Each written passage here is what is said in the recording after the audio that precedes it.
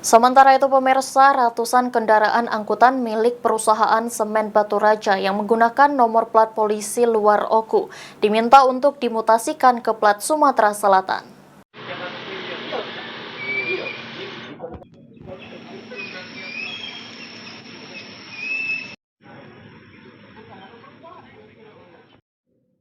Samsat Oku 1 bersama pihak terkait mendatangi PT Semen Batu Raja guna mensosialisasikan agar angkutan perusahaan tersebut bisa bea balik nama yang sebelumnya menggunakan plat luar daerah Oku ke seri F atau plat Oku.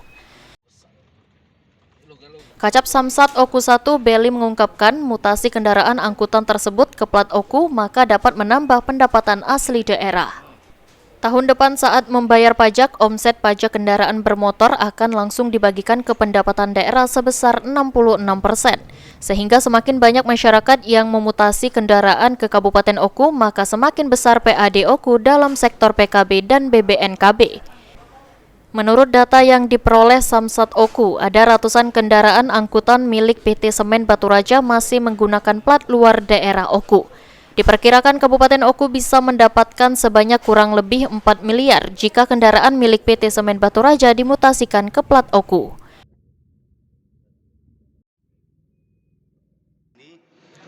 Berharap kepada PT Semen yang memiliki kendaraan angkutannya agar untuk memBBN-kan kepada pemerintah Kabupaten Oku atau berseri F. Untuk saat ini, apakah ada banyak di kendaraan di PT Semen ini berplat luar?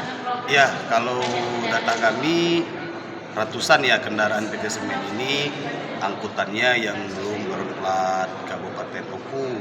Kami harapkan di kegiatan ini untuk dapat dimutasikan ke pemerintah Kabupaten Oku. Beli berharap agar semua perusahaan di Kabupaten Oku yang masih memiliki kendaraan berplat luar untuk segera memutasikan ke plat Oku. Hal itu sesuai dengan Undang-Undang Nomor 22 Tahun 2009 Pasal 71. Ari Pranika, PAL TV.